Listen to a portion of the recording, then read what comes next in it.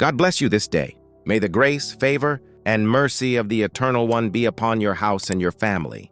I want to bless you this morning.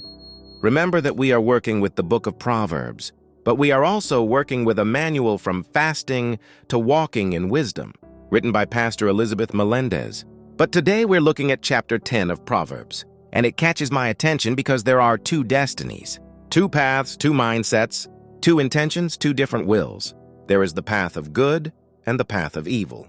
Now it says, the contrast between the righteous and the wicked, two paths, justice and injustice. Proverbs chapter 10, verses 1 through 3, says, the Proverbs of Solomon.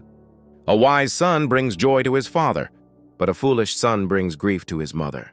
Treasures gained by wickedness will not profit, but righteousness delivers from death. The Lord will not allow the righteous to hunger, but he will cast down the wicked. Look, Proverbs chapter 10 begins Solomon's collection of practical proverbs. Unlike the previous chapters, there is no long discourse here, but rather short, profound truths designed to transform and change our character as human beings. This chapter shows us two opposing paths, the path of the righteous and the fate of the wicked.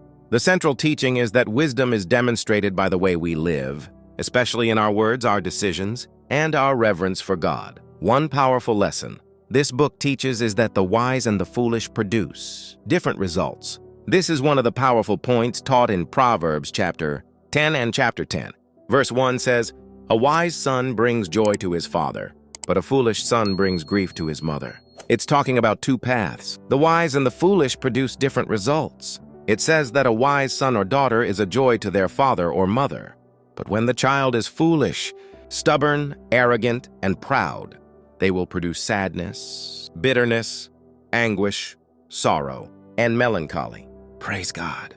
Are you understanding this? It says wisdom brings what? Joy, order, and edification. Foolishness brings pain, disorder, and ruin.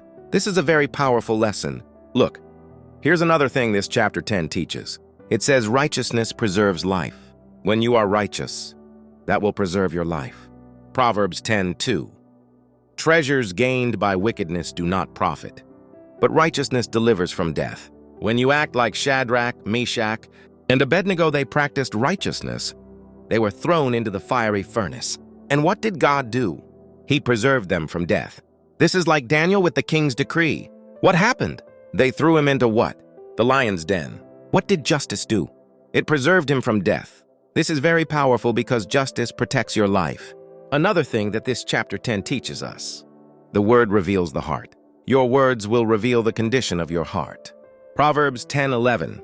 The mouth of the righteous is a fountain of life, but violence covers the mouth of the wicked. If your mouth is not producing a fountain of life, ask the Lord to do what he did with the prophet Isaiah, who took a coal from the altar and had his mouth purified.